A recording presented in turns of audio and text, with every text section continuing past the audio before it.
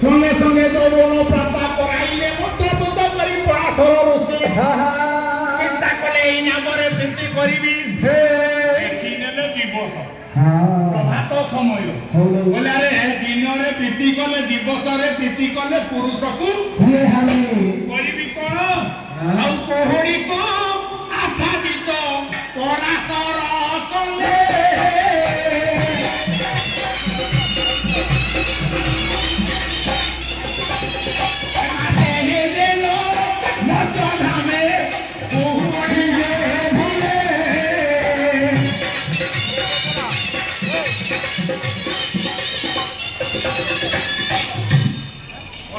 कोहड़ी को आद्री भाव कले कोहड़ी पड़िला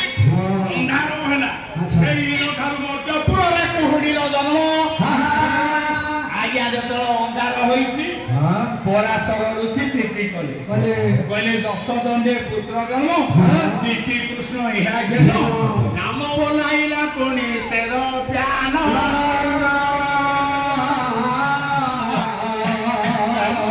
दोई पायन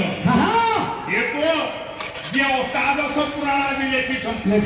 मानले कइबोटी हां बापाहला ब्राह्मण पराशर ऋषि अष्टादश पुराण लिखिछन 10 दंडे जन्म होई आदि बचिछन बचि किए की अष्टादश पुराण व्यास लिखिना कोन आपण कहि परंतु आपण कहउछन दयायन कोन व्यास केते होला व्यास आज्ञा केते होला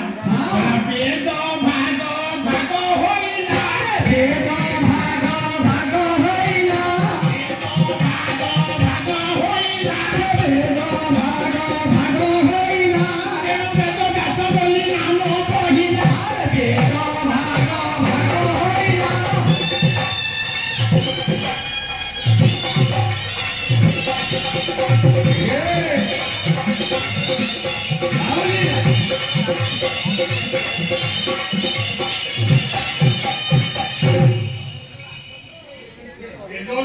भाग भाग करा गला दैत्यायन वेद व्यास नाम है आज्ञा व्यास देव अष्टादश पुराण कोटि आदि रचिले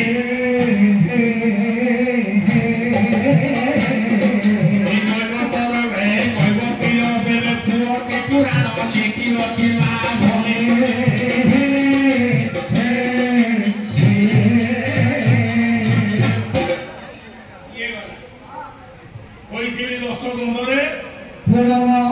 आज्ञा हेछि ना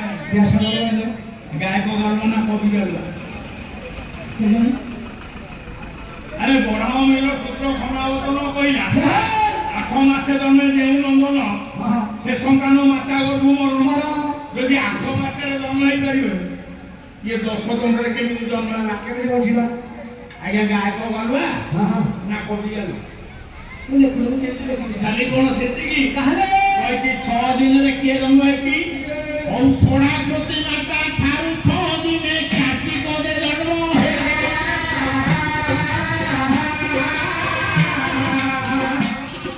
जोगी हेबा सोना को बोला खिला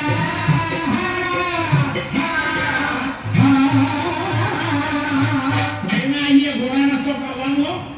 संगीत रे कहछ हे सोना प्रति थारु 6 दिन रे ख्याति के जन्म हेति ना हां ठका 3 मास रे किए छे 3 मास रे किए नाभिरत्य हां गर्भधारी मां थिला हां आगु तो केरो मां हां हां हनुमान पक्ष गाई आले हनुमान संगे संगे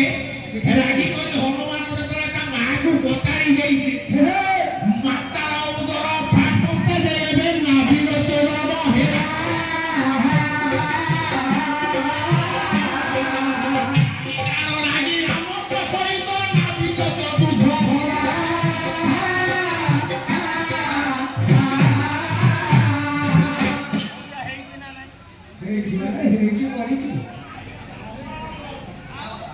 मचकु आसीबो संगपुर सुमना मधन्य पेंडाल